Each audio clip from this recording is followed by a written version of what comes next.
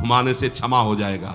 ये महत अपराध है, सबकी समझ में नहीं आता, समझ जाओ, नहीं तो आप जहां भी हो वहीं से भ्रष्ट कर देगा, ये अपराध नष्ट नहीं होगा, श्रीमद् भागवत की कृपा से नष्ट हो जाएगा। यह हमें बहुत विश्वास है। श्रीमद् भागवत सप्ताह की यह है ही महामहिम। प्रेत योनि को प्राप्त धुंधकारी को सीधे भगवत पार्षद स्वरूप देकर परम पद में आरूढ़ कर दिया, केवल 7 दिन की। मूल संस्कृत एक भी श्लोक नहीं छूटना चाहिए। अगर सप्ताहिकी का पारायण हो तो इस भ्रूण हत्या गर्भ हत्या से भी निवृत्ति मिल जाए। अब वो जीव भगवान को पुकारता है, मैं बड़ा नीच अधम हूं। भगवान, आपने जो मुझे गति दिखाई है तो मेरे कर्म के अनुसार ही है, आपका इसमें कोई दोष नहीं।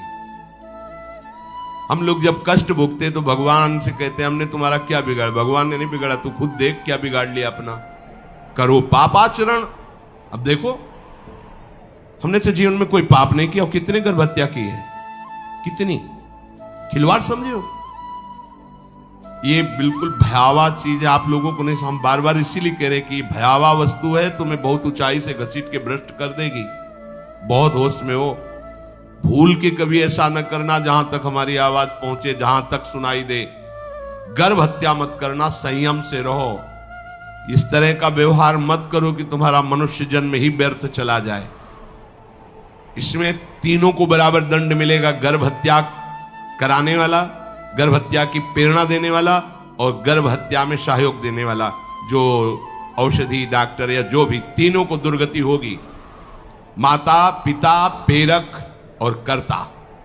ऐसा नहीं कि आप डॉक्टर हो तो आपको गर्भ हत्या करने का अधिकार नहीं। आप डॉक्टर हो दूसरे के शरीर को स्वस्थ करके निरोग करने के लिए, हत्या करने के लिए नहीं। कोई भी हमारा संविधान ऐसा आदेश नहीं करता कि आप गर्भ हत्या कर दो। ना भागवतिक और ना भारतीय संविधान ऐसा संविधान आदेश नहीं करता। अब वो जीव कह रहा है कि प्रभु मेरे योग्य ही है, आपने जो मुझे दंड दिया है। मैंने सुना है कि आपकी शरण में जो आता है आप उसकी रक्षा कर लेते हैं। आपकी जो शरण में हो जाता है वो इस भूमि पर, भारत भूमि पर, विश्व पर निर्भय विचरण करता है। कोई उसे भय नहीं प्रदान कर सकता। प्रभु, मैं इस माता के उदर में माया का रहस्य न जानने के कारण ऐसे कर्म किए कि मैं आ गया हूं। बहुत दुख पा रहा हूं। हे निर्विकार अखंड बोध स्वरूप परमात्मा, मैं बार बार नमस्कार करता हूं। प्रभु, मेरे ऊपर कृपा कर दो, एक बार इस गर्भ से निकाल दो। मैं यहां से बाहर जाकर आपका निरंतर भजन करूंगा। ये वादा करके आए हम प्रभु से सब। प्रभु ने करुणा करके हमें चांस दिया है मनुष्य शरीर। प्रभु, मैं बहुत जन्मों से इस समय स्मृति आ रही देख रहा हूं, कर्मों में भटकता रहा आपसे विमुख होकर के। ये जो मुझे अभी ज्ञान हो रहा है केवल आपकी कृपा से तत्कालिक है। तत्कालिक, एक तत्कालिक वैराग्य होता है। जैसे कथा सुनी और मन में आया कि अब तो भजन ही करना है, ये तत्कालिक है, स्थायी नहीं है। इसे स्थायी बनाओ। प्रभु, आप अंतर्यामी हो, आप सब कुछ जान रहे हो। तीनों तापों की शांति के लिए भक्तजन आपका भजन करते हैं। मैं देहधारी होकर जीव माता के उदर में मलमूत्र से रुधिर की झिल्ली में फंसा हुआ माता की जठराग्नि के ताप से जल रहा हूं।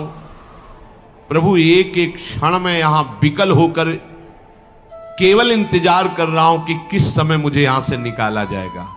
दीन बंधु, यहां से कब मैं निकलूंगा।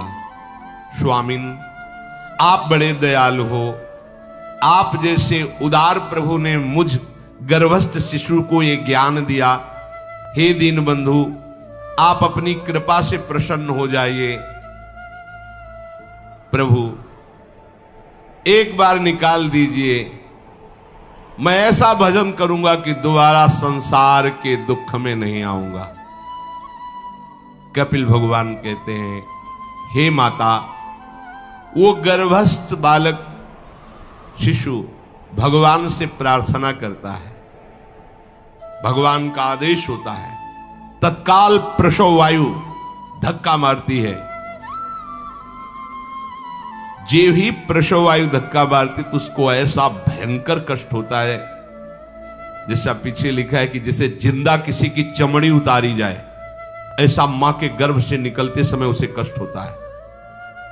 वो अत्यंत कष्ट से व्याकुल होता है। उसी समय उसका वो ज्ञान नष्ट हो जाता है जो भगवान ने दिया था। उस समय उसकी श्वास की गति रुक जाती, जैसे किसी का गला दबा दिया जाए तो कैसा लगेगा। ऐसे ही पूरी की पूरी भागवती की स्मृति नष्ट हो गई। होश आया तब देखा कि वो बाहर पड़ा हुआ है, माता के उस मलमूत्र में सना हुआ बिष्ठे की कीड़े की तरह। गर्भवास में जो दिव्य ज्ञान प्रकट हुआ था भगवान की कृपा से, वो सब नष्ट हो गया। भूमि परत भा ढाबर पानी, तिम जीवे माया लपटानी। चेतना आई तो रोने लगा। वो ज्ञान कहां गया? वो ज्ञानदाता कहां गया? वो कहता कहां कहां? बोले थाली बजाओ, बच्चा हुआ है। और वो तो रो रहा है कि कहां, वो ज्ञान कहां गया जिसके बल से मैं कह रहा था कि बाहर निकाल दो, मैं आपका भजन करूंगा। सब खत्म ज्ञान।